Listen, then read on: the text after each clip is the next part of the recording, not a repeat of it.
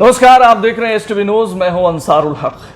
इन दिनों मोतिहारी का सबसे ज्वलंत मुद्दा हो चुका है रेड क्रॉस सोसाइटी का चुनाव, और इस चुनाव को लेकर के पूरे शहर में गहमा गहमी का माहौल है। पहली बार ऐसा देखा जा रहा है कि रेड क्रॉस जैसे संस्था के चुनाव के लिए इस तरह की सरगर्मी देखने को मिल रही है। जाहिर सी बात है, कई सारे नामचीन हस्ती अपनी किस्मत इसमें आजमा रहे हैं, और कहीं ना कहीं एक प्रतिष्ठा का भी विषय अब लगता है कि लोगों के लिए बन गया है। इन सब के बीच जो कई सारे पैनल्स और चेहरे की बात हो रही है, उनमें से एक बड़े चेहरे इस वक्त हमारे साथ हैं, और आज हम उनसे बात करने जा रहे हैं कि आखिर इस पूरे चुनाव में के ऊपर उनका क्या कहना है, और क्या उनके विजन्स हैं, और क्या कुछ जो है विभिन्न सवाल जो लोगों के हैं उस पर उनकी क्या राय है। तो इस वक्त हमारे साथ रेड क्रॉस सोसाइटी चुनाव में चेयरमैन पद के लिए दावेदार डॉक्टर आशुतोष सरन मौजूद हैं। सर, एसटीवी न्यूज़ पर बहुत बहुत स्वागत है आपका। आप लोग का भी स्वागत है कि आपने इस ज्वलंत मुद्दे को लोगों के बीच सच्चाई रखने की कोशिश की है। मैं कोशिश करूंगा कि जितनी मुझे जानकारी है और जितने हमारे पैनल के जो 15 सदस्य हैं, जिस समर्पण की भावना से और जिस निष्ठा से इसमें लगे हुए हैं, तो आने वाले 2 साल में, मैं तो ये नहीं कहूँगा कि 2 साल में सब कुछ बदल जाएगा, लेकिन मोतिहारी की जनता को उसका लाभ जरूर दिखेगा। मोतिहारी की जनता को लाभ मिलेगा, और बिल्कुल ऐसे जो संस्थाएं हैं ये बिल्कुल उसी भावना से यहाँ लोगों को काम करना चाहिए। आपने, ये लोग कह रहे हैं कि इस पूरे चुनाव को दिलचस्प बना दिया है। रेड क्रॉस में चुनाव लड़ने की क्या जरूरत थी आपको? देखिए, रेड क्रॉस से मेरा इमोशनल अटैचमेंट है। इमोशनल अटैचमेंट है कि जब मैं मोतिहारी में पहली बार जब आया, तो उस समय हमारे फादर बहुत बड़े नामचीन हस्ती थे, और उनकी टीम काम करती थी जी। उनके सीनियर भी थे उसमें, उनके जूनियर भी थे। ब्लड डोनेशन का जो पहला कार्यक्रम था, मैं लायंस क्लब का उस समय प्रेसिडेंट था। उस समय उसका नाम था मोतिहारी लायंस क्लब जी।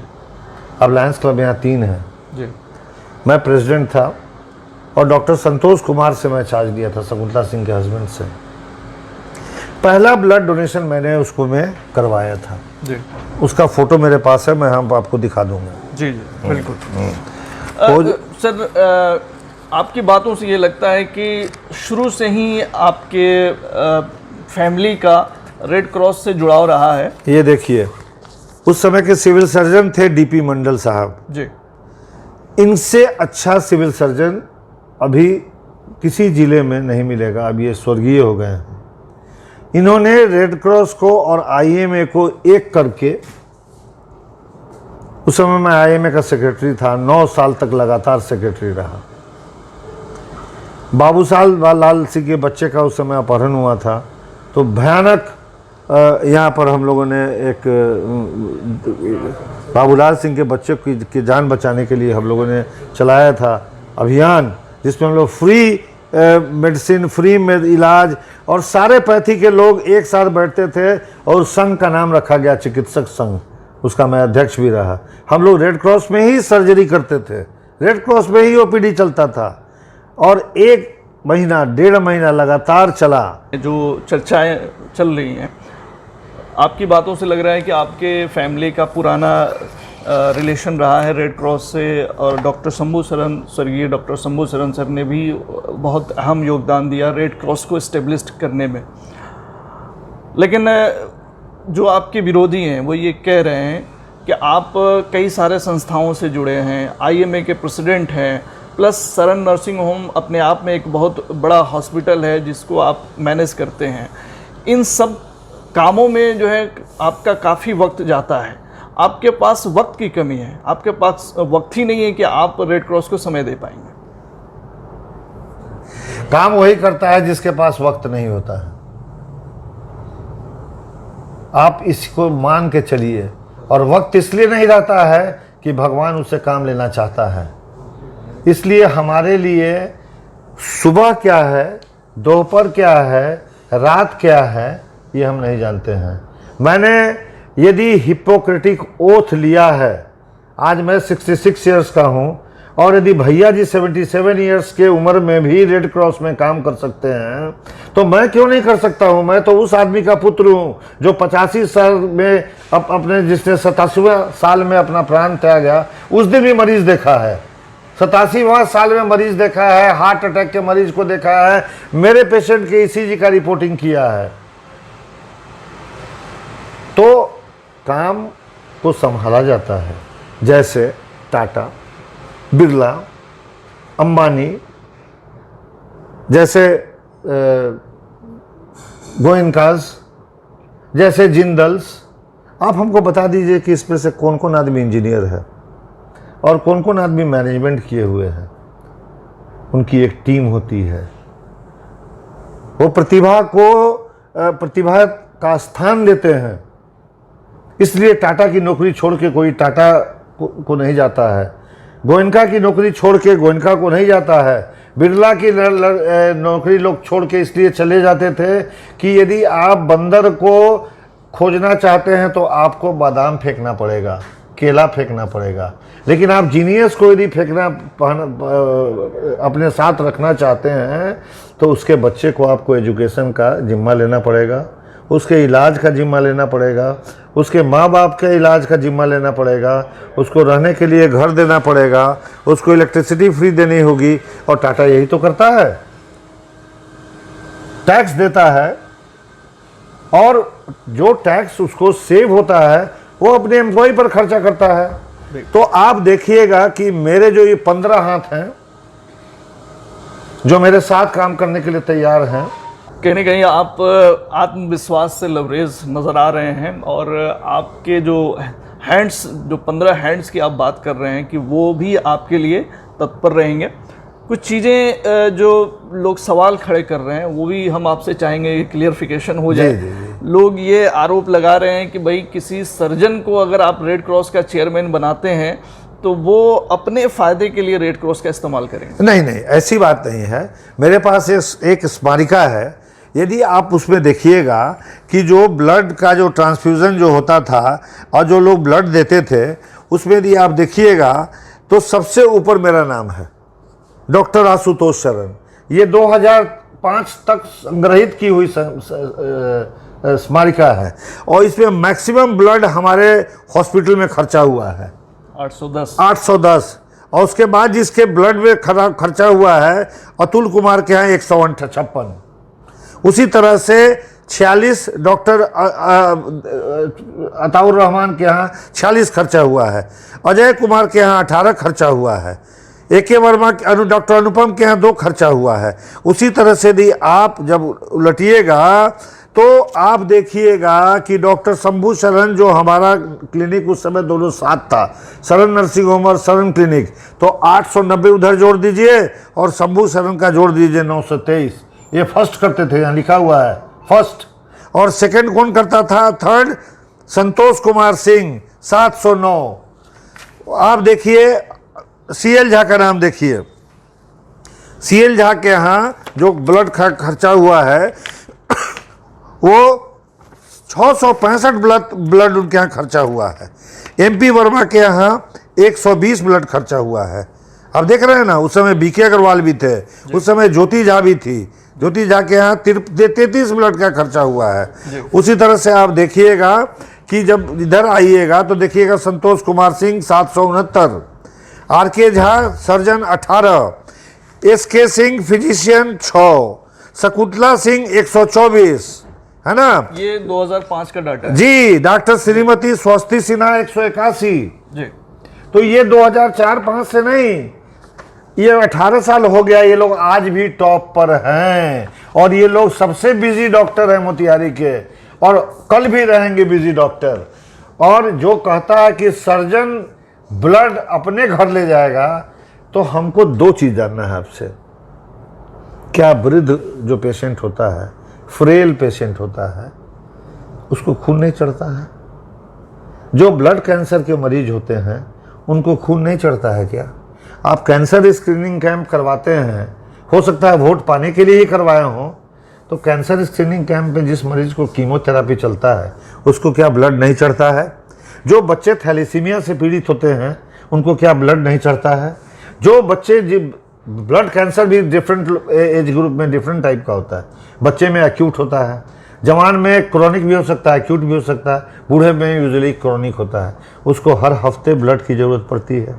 जो पेशेंट जो है जो एक्सीडेंट करते हैं वहाँ भी जरूरत वहाँ भी ज़रूरत पड़ती है। जिसका न्यूरो सर्जरी होता है उसको भी ब्लड की ज़रूरत पड़ती है। जिस औरत का ट्यूब में बच्चा फट जाता है उसको भी हीमोग्लोबिन की ज़रूरत पड़ती है, खून की ज़रूरत पड़ती है। और बिहार में एवरेज हीमोग्लोबिन 8 से 9 ग्राम रहता है, क्योंकि ये केवल भारतवर्ष का नहीं पूरे संसार का सबसे गरीब इलाका है, जहाँ पर क्रोनिक एनीमिया उसका आर्मर है, उसका धन क्या है? Chronic anaemia. उसको क्या ब्लड नहीं चढ़ता है क्या?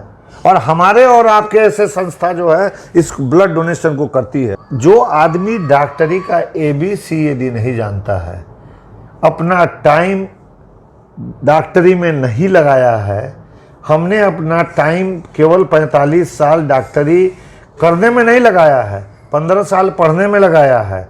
और मैं डॉक्टर शंभू शरण का लड़का था, तो जब मैं छोटा था तो मैं दवा को सहेजता था। इसमें बहुत सारे लोग पहले मेडिकल रिप्रेजेंटेटिव थे, तो आप देखते हुए कि पहले सैंपल बहुत आता था। अब सैंपल जब से सरकार लगा दी है रोक कि डॉक्टर लोग बेच देते हैं सैंपल, तो सैंपल आना बंद हो गया। उससे घाटा किसको हुआ? गरीब मरीज को घाटा हुआ। तो ये भ्रांति फैलाने वाला, ये कि मुसलमान का खून जैद साहब चढ़वा रहे हैं, मुसलमान का खून जाहिद साहब चढ़वा रहे हैं, मुसलमान का खून दिलनवाज जी चढ़वा रहे हैं, हिंदू को लेने से कोई फ़ायदा नहीं है, ये बजरंग दल को आगे आना चाहिए, बीजेपी को आगे आना चाहिए। अरे खून ही तो सबकी पहचान है, भारतीयता की पहचान है, मानवता की पहचान है, संस्कृति की पहचान है। उसमें हिंदू मुस्लिम नहीं होता है। ये सब पॉलिटिक्स की बात है और पॉलिटिक्स से मैं उसको दूर रखना चाहता हूँ। पॉलिटिक्स के लिए MLA है, MP है, आप JDU है, BJP है, RJD है, आप उसके मेंबर बनिए, उससे लड़िए। कि कृपया कर, यदि आप कपड़ा बेच रहे हैं तो कपड़ा बेचिए, कृपया कर आप वकालत कर रहे हैं तो वकालत कीजिए। सवाल और हैं, लेकिन किसी एक आदमी को आप टारगेट मत कीजिए। टारगेट यदि हमको किया गया इसलिए कि मैं सभापति के लिए खड़ा था, तो मैंने दिखा दिया कि 2005 में भी मैं सबसे ज़्यादा ब्लड अपने यहाँ यूज़ करता था। फ्री में नहीं यूज़ करता था, फ्री में यूज़ नहीं करता था। 805 बोतल ब्लड पहले देना पड़ता था। डोनेट कीजिए, 400 रुपया उस समय लगता था, जमा कीजिए, तब आपके मरीज को लगेगा।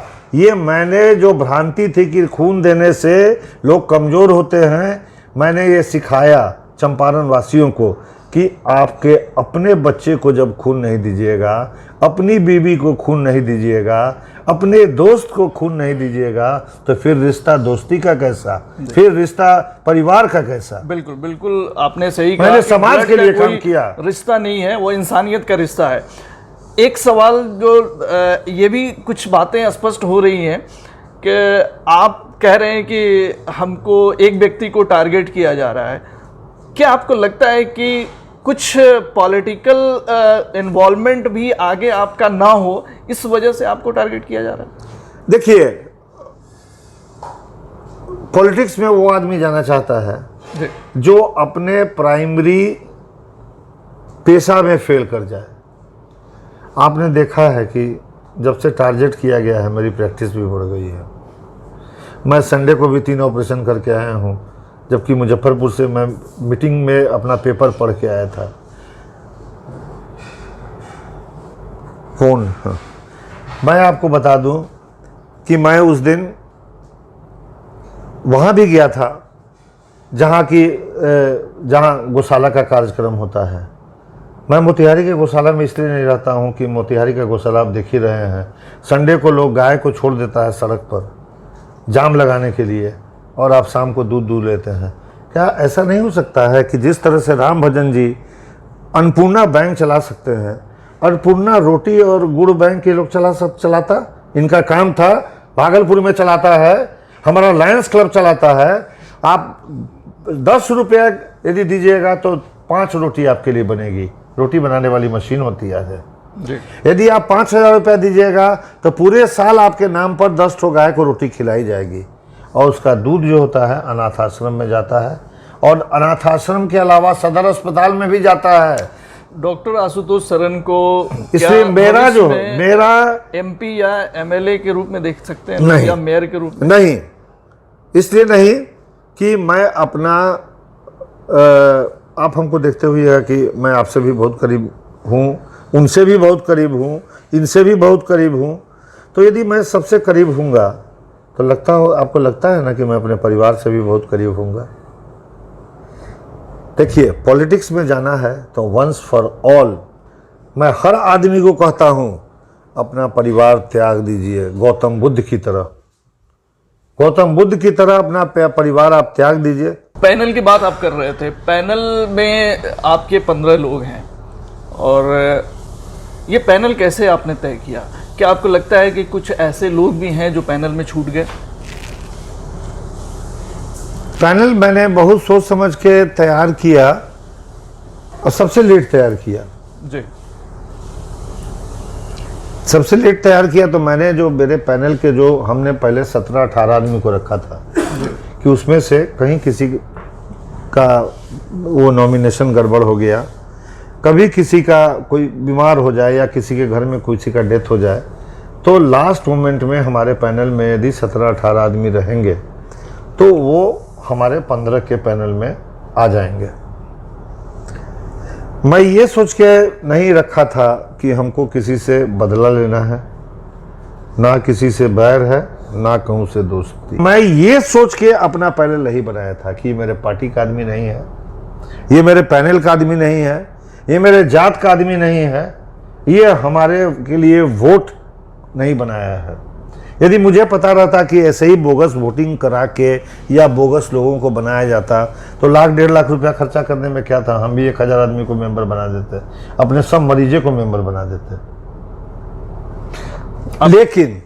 लेकिन मेरी ये इच्छा है कि जितने लोगों ने रेड क्रॉस के लिए अपना लाइफ, अपना कीमती वक्त 1 मिनट के लिए भी समर्पित किया है, चाहे वो डॉक्टर MP वर्मा हो श्रद्धेय, डॉक्टर HN गुप्ता हो, डॉक्टर अशोक श्रीवास्तव हो, सत्यपाल सिंह छावड़ा हो, यदि आजकल तो अनिल जी उनके डोनर मेंबर का ये जो पुत्र होता है ना उसी को कोऑप्ट कर लिया जाता है, चाहे भैया जी हो, तो मैं उनका ये त्याग व्यर्थ नहीं जाने दूंगा।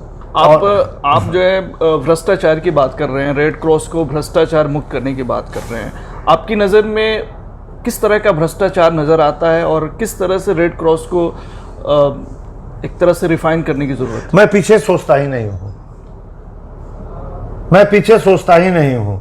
जितना मैं परेशान हुआ हूँ मोतिहारी में लोग का सेवा भी करके, सब कुछ करके, फिर उसके बाद विरोध भी झेल के, केवल मेरा मरीज मेरे साथ रहा है और मरीज के गार्जियन साथ रहे हैं, इसलिए यहाँ की जो जनता है ना वो धोखेबाज नहीं है। लोग हो सकते हैं धोखाबाज जो उसको रिप्रेजेंट करते हैं। और आपने हमसे जो राजनीति की बात की, राजनीति उसी को करना चाहिए जो घर छोड़ दे, गौतम बुद्ध की तरह, बीवी को ऐसे ही छोड़ के भाग जाए, पोती से खेलने का जिसके पास समय नहीं हो, जिसको अपने बीवी के पास देने का समय नहीं हो, जिसका इलाज अस्पताल में मुफ्त हो, जिसे आदत हो लोगों के बीच में रहने की, जिसको आदत हो दिन भर भाषण देने की। हमको मन कर लगता है कि इतना समय यदि हम अपना नेतागिरी में देंगे तो मुश्किल से उसमें 5 या 10 साल हम आगे चल पाएंगे, उसके बाद तो हमारे मौत की समय आ जाएगी ना।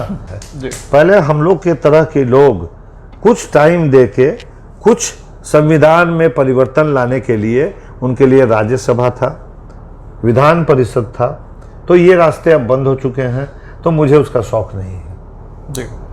और मैं कमाता हूँ क्यों? यदि अपने पर नहीं खर्च करूंगा जी तो राज्यपाल बन के और उस बंद घर में रहूंगा और कहीं जाऊंगा तो किसी से मिल भी नहीं सकता हूँ। और वो 4-5 जो लगे रहते हैं ना सिपाही अगल बगल, जी, जी। वो मुझे बहुत तंग करते हैं। इसलिए हम चाहते हैं कि हम अपना वाइफ, बच्चा, आजाद पोता, जिंदगी, पोती, आजाद ख्यालात के हैं आप, लेकिन भविष्य में कुछ संभावनाएं बनती हैं तो आप जो है जो दूसरे रास्ते हैं उसकी तरफ सोच सकते हैं। अभी तक तो नहीं सोचा है, क्योंकि मेरा प्रैक्टिस अभी भी 40 साल से टॉप पर है, टॉप पर रहेगा। जी मैं चाहता हूं कि बिहार को, मोतिहारी को एक अच्छा सा एक रूफ के नीचे जी अस्पताल दे सकूं। यदि अस्पताल नहीं दे सका तो 3 एम्बुलेंस रखूं कि जिसके यहाँ अच्छा काम हो रहा है वहां उसको ट्रांसफर कर सकूं।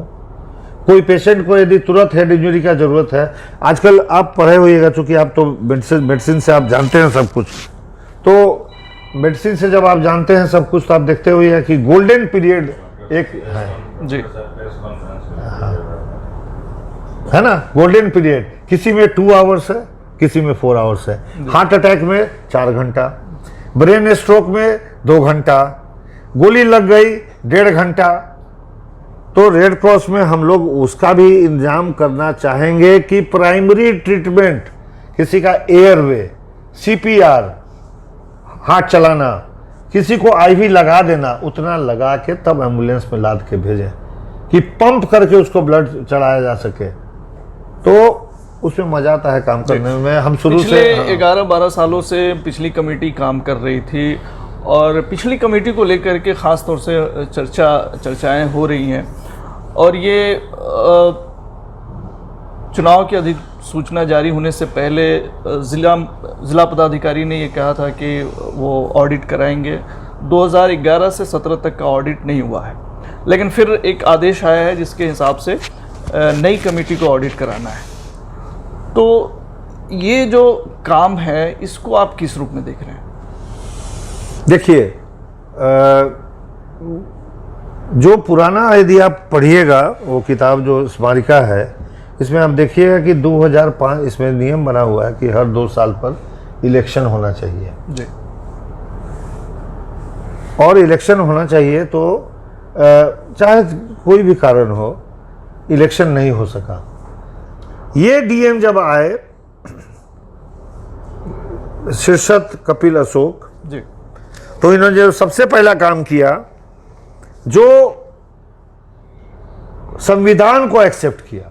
इस संविधान में लिखा हुआ है कि किसको कोऑप्ट करना है, आप पढ़ लीजिए इसको। उसमें आईएमए के अध्यक्ष को, एक्स ऑफिसियो, डीडीसी को, एसपी को, सिविल सर्जन को, रोटरी क्लब को, पहले एक ही रोटरी क्लब था तो आप एक ही को रखिएगा। हम तो कहेंगे कि उसको रोटेट कर दिया जाए, कभी इनर व्हील 6 महीना के बाद किसी और व्हील, उस तरह से। लायंस क्लब भी 4 है यदि यहाँ, तो लायंस क्लब का पहले 1 सीट था। उसी तरह से भारत विकास परिषद, उसका भी 1 सीट था। तो इस तरह से कमेटी बनती है, जो कमेटी 22, 23, 24, 25 सदस्यों की होती है। इसमें कुछ लोग को वोटिंग राइट होता है, कुछ लोग को वोटिंग राइट नहीं होता है, लेकिन वो राय दे सकते हैं, वो काम कर सकते हैं। तो डिस्ट्रिक्ट मजिस्ट्रेट ने जब ये शुरू किया कार्यक्रम, तो कुछ लोगों ने ऑब्जेक्शन किया कि जो ब्लड सेपरेटर ऑलमोस्ट फाइनल हो चुका था कि अब इसको खरीदा जाने वाला था, क्योंकि वो 5 बार निविदा मंगा चुके थे और 5 बार निविदा जब मंगाया जाता है तो जो भेजने वाला होता है वो 1 लाख रुपया का या 50,000 रुपया का या 5,000 रुपया का उसमें ड्राफ्ट डालता है। तो हरकतों से, लोगों के हरकतों से अपोजिशन, जो लोग अपने आप को समझते हैं, मैं उनको अपोजिशन नहीं समझता हूं, मैं अपना भाई समझता हूं। उनके जो एक्सपीरियंस है उसको भी मैं ग्रहण करना चाहूँगा। वो नहीं लग सका क्योंकि हम डॉक्टर हैं और हमको कहा गया था कि आप इसमें मेंबर भी हैं। भारत युवा परिषद, भारत क्रीड़ा मंच, सारे लोग को बुला के वो उन्होंने एक कमेटी बनाई थी। उसमें शशि शेखर चौधरी एडीएम थे, मेघा जी थी और जो सेक्रेटरी थी, ट्रेजरर धर्मवर्धन थे और एक आदमी और थे। धर्मवर्धन जी ने कहा कि इसमें पैसा का गड़बड़ हो रहा है, इसलिए मैं इस्तीफा दे रहा हूं। और जबकि बात यह है कि उन्होंने अपने व्यक्तिगत कारणों से इस्तीफा दिया था। मैं आपको वो चिट्ठी दिखा देता हूं।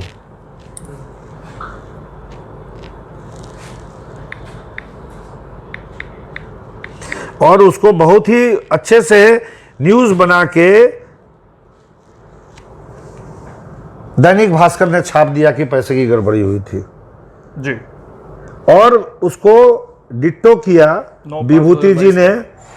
विभूति जी ने जब उन्होंने प्रेस कॉन्फ्रेंस किया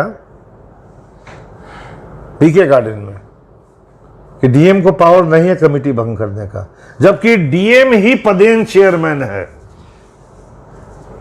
उन्होंने मेघा जी पर आरोप लगाया कि इस पे 25-26 लाख कैसे लग गया पेंटिंग में। तो पेंटिंग में केवल दीवार का पेंटिंग नहीं होता है, खिड़की की भी पेंटिंग होती है, उससे पैनल भी लगता है, क्योंकि जो लोग ब्लड देने जाते हैं वो बेहोश हो जाते हैं। वहाँ चाय पीने की व्यवस्था नहीं है, पानी की व्यवस्था नहीं है, वहाँ फ्रूटी की व्यवस्था नहीं है। आप किसी भी ब्लड बैंक में जाइएगा तो आपको 2 केला जरूर देगा खाने के लिए, क्योंकि उससे इंस्टेंट एनर्जी होता है। वहाँ एसी की व्यवस्था होनी चाहिए इतनी गर्मी में। तो सब लग रहा है, उसमें हॉल बना है। मैं आप लोग से कहूंगा कि एक बार जाके देखिए क्या काम हो रहा है, क्योंकि ये लोग का विरोध होना चाहिए। अनर्गल अनाप शनाप नहीं बकना चाहिए। जबरदस्ती कमेटी बना दिए, अरे आपको नहीं रखे इसलिए कि मान लीजिए आप पर यदि आरोप लगा है कि इसका अकाउंटिंग नहीं हुआ है, सब कुछ नहीं हुआ है, तो आपको तो अपने से कर देना चाहिए कि हम अभी इस कमेटी में नहीं रह सकते हैं। निष्पक्ष यदि जांच होगी तो अनर्गल जो ये सब लगाना का कोई मतलब नहीं है। अब बताइए, जब आप ऑक्सीजन सिलेंडर रखते हैं अपने सीरियस मरीज के लिए, तो क्या एक ही सिलेंडर रखते हैं कि 2 सिलेंडर रखते हैं स्टैंड बाई में, कि एक खत्म हो जाता है दूसरा लगा दें, तब तक तीसरा लाने के लिए फलाना आदमी चले जाएंगे। उसी तरह से जब ब्लड सेपरेटर मशीन लगती है तो उसमें एक फ्रिज होता है जिसको कि -40 डिग्री सेंटीग्रेड मेंटेन करना है। एक फ्रिज है जिसमें प्लाज्मा को -80 डिग्री सेंटीग्रेड पर रखना है या आरबीसी को रखना है। उसी तरह से उसमें जो सेपरेटर होता है उसको अलग अलग छानने के लिए कि बीच में यदि बंद हो जाएगा तो आपको एक छोटा मशीन भी उसके साथ खरीदना पड़ेगा। तो उस छोटे मशीन का दाम भी 24 लाख रुपया 25 लाख रुपया होता है। और ये लोग छोटा सा है वो झुनझुना, हमारे यहाँ तो 10 फ्रिज फेंका हुआ है, तो -40 डिग्री थोड़े करता है।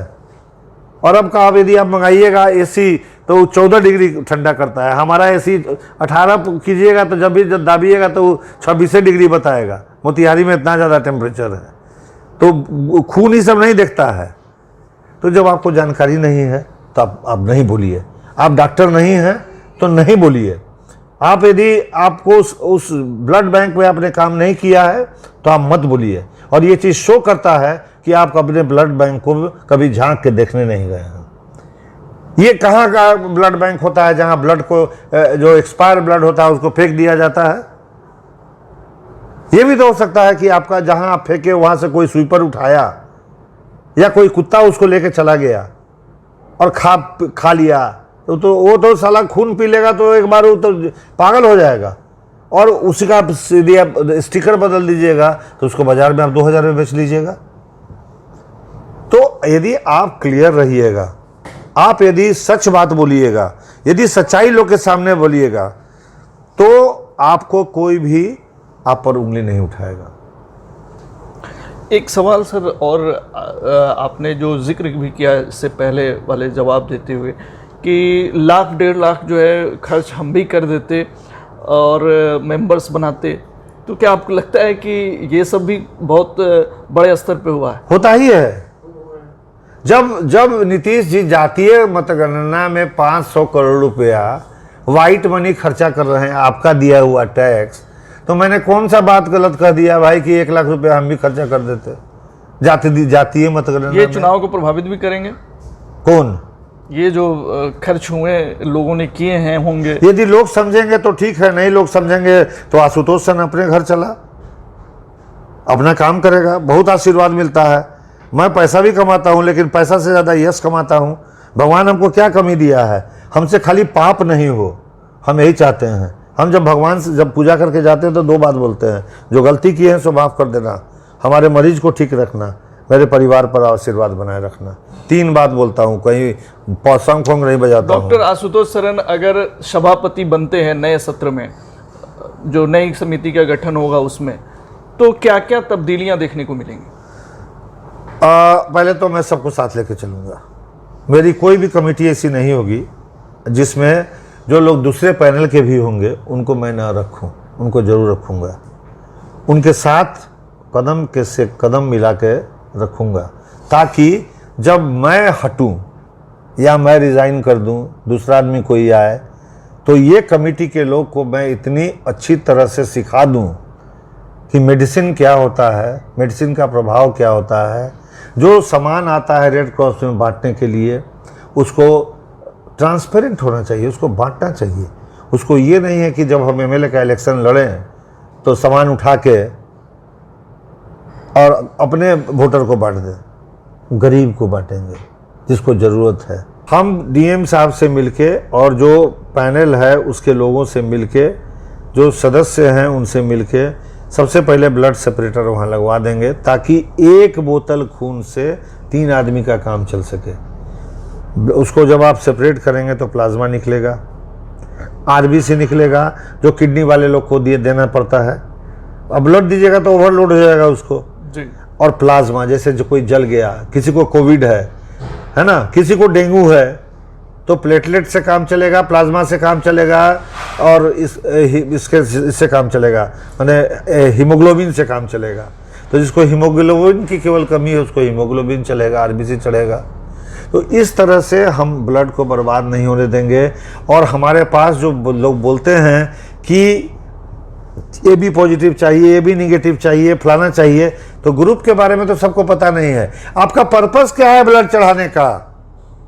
आपको वॉल्यूम बढ़ाना है कि उसका हीमोग्लोबिन बढ़ाना है कि उसकी सर्जरी में बहुत ब्लड लॉस होने वाला है, तो आप उस समय जो इमरजेंसी के लिए ब्लड मांगते हैं, क्यों नहीं 1 हफ्ता पहले से ब्लड चढ़ाना शुरू करते हैं, तब ऑपरेशन का डेट रखते हैं, सिर्फ इसलिए कि मरीज भाग जाएगा दूसरे के यहाँ। Emergency means emergency. जैसे ट्यूब फट जाता है, माँ जब गर्भवती होती है ट्यूब फट जाता है, उसको 7 बोतल का खून का भी जरूरत पड़ता है। उस समय हम लोग आगे आएंगे, हम प्रेरित करेंगे लोग को। हम स्कूल क्लब के लोग को, यंग लोग को इसलिए रखे हुए हैं कि ये लोग ब्लड ट्रांसफ्यूजन कराता है। जैसे साजिद भाई हैं, राजन हैं, ये लोग इतना बार ब्लड दे चुके हैं। इसमें किसी ने अपना कमेंट किया था कि जो ब्लड दे सकते हैं, जो ब्लड दिए हैं, उन्हीं को चुनाव लड़ने का अधिकार मिलना चाहिए। तो मैं खड़ा होकर पहले अपना नाम बता दूं कि 1993 से लेकर अभी तक मैं 18 बार ब्लड डोनेशन कर चुका हूं। हमसे ज़्यादा हमारा लाइन एक केपी श्रीवास्तव था, वो 19 डोनेशन कर चुका है। अब ये लोग से आप पूछ सकते हैं, आप कितना बार किए हैं ब्लड डोनेशन? 8 बार। आप कितना बार किए? साल में 1 बार। वो 3 बार करते हैं। साजिद आप कितने बार किया है? 53 यूनिट हो चुके हैं। आप? 10 यूनिट से ज्यादा। राजन आप? 19 बार कर। अभी 66 साल के हम हैं, अब 62 साल की ये है। हम डायबिटिक हैं, भी डायबिटिक है, ये तो अब ब्लड नहीं दे सकती है। आप दिए हैं ना ब्लड? 3 बार दिए हैं। आप कितना बार दिए हैं? आप पहले कितना बार दिए हैं? 7-8 बार दी हूँ। अब आप बताइए कि यदि हाँ, अब हमको लगता है कि तब अब इलेक्शन कहाँ रह गया। मैंने तो क्वालिफाई कर लिया। डॉक्टर आशुतोष सरन जी का पैनल है जो यहाँ पे बैठे हुए हैं, और किनका क्या कंट्रीब्यूशन है ब्लड डोनेशन के मामले में वो बता रहे हैं। क्योंकि ये भी चर्चा आम हुआ है इन दिनों कि जो लोग जो है ब्लड डोनेट करते हैं वही लोग चुनाव लड़ें, या फिर नॉमिनेशन को लेकर के भी लोगों की चर्चाएं हुई कि जो है पहले ब्लड डोनेशन लिया जाए उसके बाद नॉमिनेशन उनका लिया जाए। तो ये सोशल मीडिया पे गहमा गहमी इन्हीं सब वजहों से चर्चा का विषय बना हुआ है। काफ़ी दिलचस्पी लोग ले रहे हैं, और ये पहली बार देखा जा रहा है कि रेड क्रॉस चुनाव में इस तरह की दिलचस्पी देखी जा रही है। डॉक्टर आशुतोष सरन साहब, आप अगर सभापति बनते हैं तो पहला वो काम जो महत्वपूर्ण आपकी नज़र में होगा वो कौन सा होगा? सबसे जो पहला महत्वपूर्ण काम होगा वो मेरा जो सपना भी है कि जो मेरे ब्लड डोनर हैं, क्योंकि रेड क्रॉस को यहाँ पर लोग केवल ब्लड का वो दुकान समझता है कि ब्लड की दुकान है, ये मिथ हम हटा देना चाहते हैं। ये बैंक है, जी। ब्लड बैंक, उसका नाम है कस्तूरबा गांधी, माँ के नाम से है। यहाँ बहुत लोग जो इलेक्शन लड़ रहे हैं उनको ये भी पता नहीं होगा कि वो महात्मा गांधी नहीं है, वो कस्तूरबा गांधी है। तो माँ के नाम से जो ब्लड बैंक जहाँ है, अपने माँ का ब्लड जो बेचता होगा ना, उससे गंदी गाली हम अपने आप को नहीं दे सकते हैं। इससे पहला तो होगा कि बिक्री बंद। दूसरा, वो ब्लड बैंक है, बैंक में पैसा जमा कीजिए, अपने अकाउंट से पैसा निकालिए। तो ये हमको फैलाना पड़ेगा कि ब्लड देने से कोई हानि नहीं होती है। आखिरी सवाल आपसे हम ये जानना चाहेंगे, ट्रांसपेरेंसी कैसे रखेंगे? क्योंकि लोगों की ये के अंदर कहीं ना कहीं ये भावना बन गई है कि रेड क्रॉस में बहुत चीज़ें गड़बड़ हुई हैं।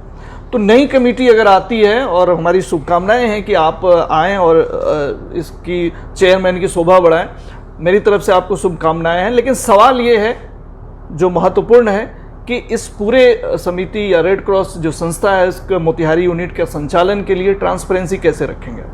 देखिए, बहुत बात जो है वो बहुत बात जो है सो वो लोग को समझ में नहीं आता है जी।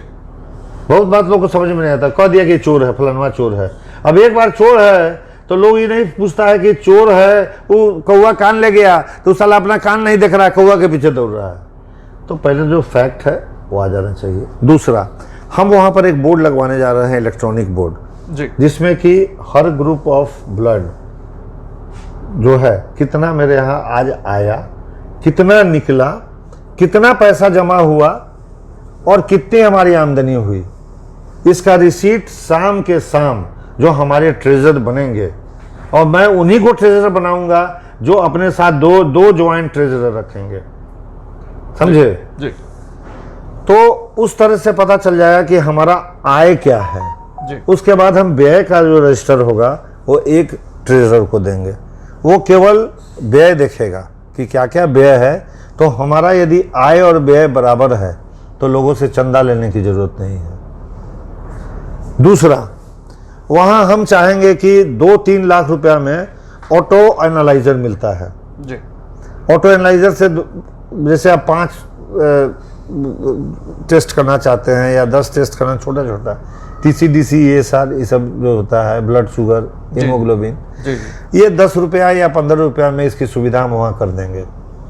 ठीक, कि जिसको भी शौक है वो श्री कृष्णा नगर से निकलेगा, आज़ाद नगर से निकलेगा, थाना से निकलेगा, कहीं से निकलेगा, गरीब है, रिक्शा वाला है, तो उसकी एक हम सूची बना लेंगे और उसी में हम उसका ब्लड ग्रुप भी फ्री में करेंगे, ताकि मेरे पास ब्लड डोनर्स की संख्या, किस ग्रुप का चंपारण में कितना ब्लड है, हल्ला होता है ना, ए बी निगेटिव नहीं है, बी निगेटिव नहीं है, खा गया।